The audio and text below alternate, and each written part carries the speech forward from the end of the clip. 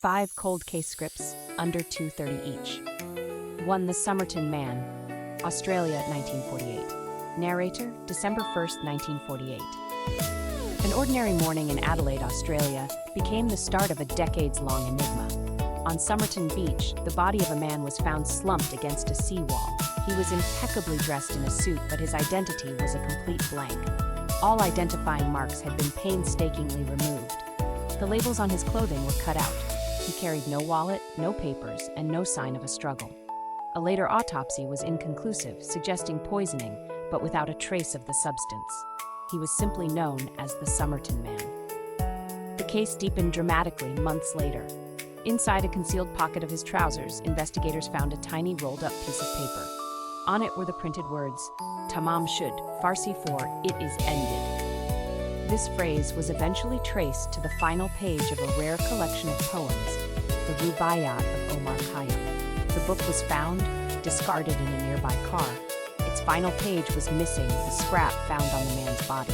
But more disturbingly, investigators discovered a handwritten code in the back of the book, a sequence of capital letters that remains unsolved to this day. Next to the code was a phone number, traced to a local woman who claimed not to know the deceased.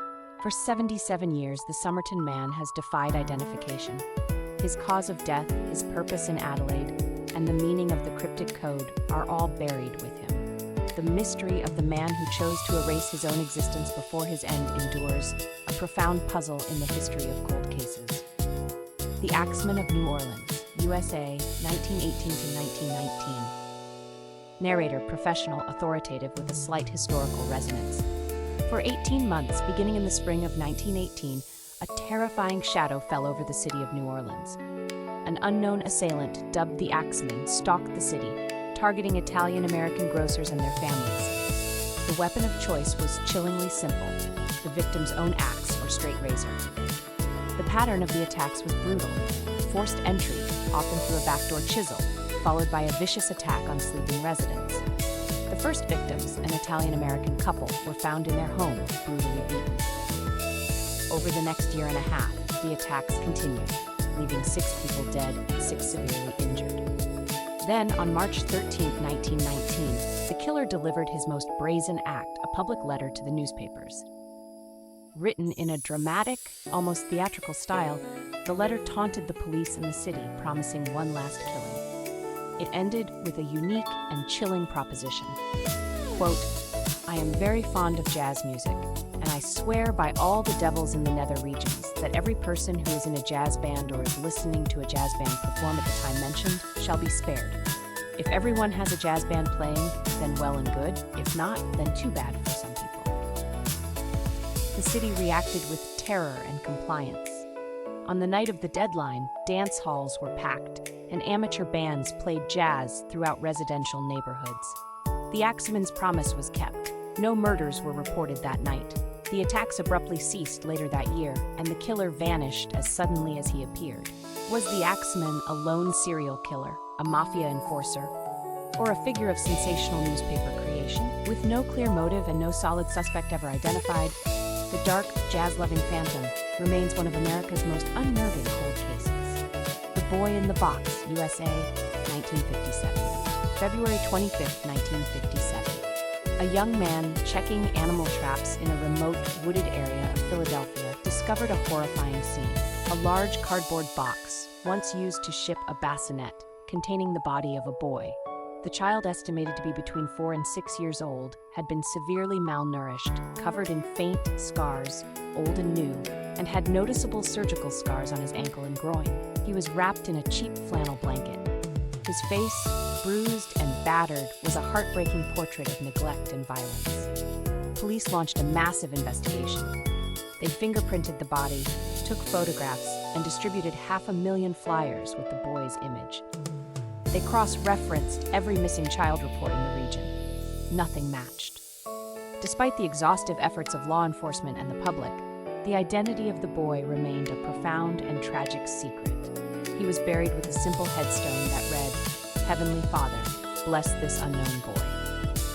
For over 6 decades, he was known only as the Boy in the Box, or America's Unknown Child. Advances in forensic science finally offered a breakthrough.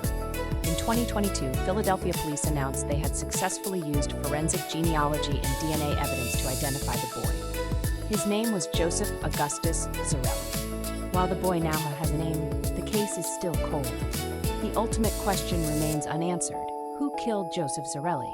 The focus of the investigation now shifts to the circumstances of his life and his death. A quest for justice for the boy who waited over 65 years to have his name spoken.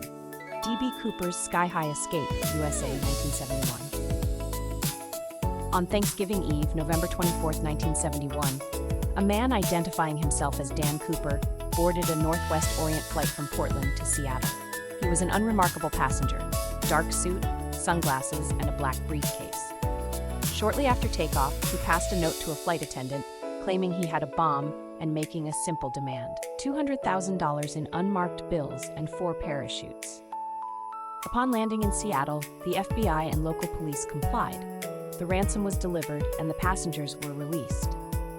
Cooper then ordered the crew to take off again, instructing them to fly south at a low altitude and slow speed toward Mexico City.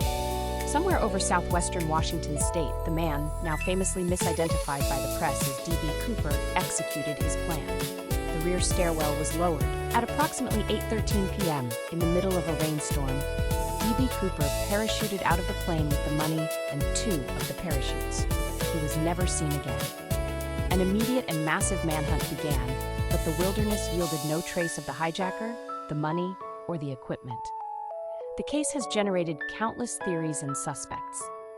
The only physical evidence ever recovered came 9 years later in 1980, when a boy digging on the Columbia River riverbank found $5,800 in decomposing $100 bills, all confirmed to be part of the Cooper ransom. Despite the discovery and decades of investigation utilizing advanced forensic techniques, D.B. Cooper's identity and fate remain one of the most enduring unsolved mysteries in aviation and criminal history. Did he survive the jump, or did the daring act become his final, unwitnessed demise? The trail is cold, and the legend of the skyjacker who got away endures. The disappearance of Judge Crater, USA, 1930. Narrator: professional, direct, with a focus on timeline and facts. On the evening of August 6, 1930, New York Supreme Court Justice Joseph Force Crater walked out of a steakhouse in Manhattan, hailed a taxi, and vanished into thin air. He was a 41-year-old high-ranking judge, and his disappearance would become the most sensational missing person case of the 20th century. Crater's last known hours were carefully traced. He spent the day cleaning out his office files, cashing 2 checks for $5,150, an immense sum at the time, and having lunch with a lawyer friend. That evening, he attended the dinner before stepping into the taxi, seemingly without a care in the world. Initially, police dismissed his disappearance as a simple trip or perhaps a private matter, assuming a man of his stature would resurface. But as the weeks stretched into months, and with no word from the judge, the investigation intensified. Rumors swirled. Was he on the run with a mistress? Did he flee due to corruption or gambling debts? Or was foul play involved, possibly linked to his professional connections? The case went completely cold until 1950, when a man named Stella Ferrucci Good claimed her late husband, a cab driver, had witnessed Crater's murder. Her account was deemed unreliable. Decades later, a document surfaced in 2005, a confession that claimed Crater's body was buried under the Coney Island boardwalk. No remains were ever found. The mystery of Judge Crater, the man who simply evaporated, still holds a permanent spot on the NYPD's official list of missing persons. Did he walk away from his life, or was his powerful position the very thing that sealed his fate? We still don't know.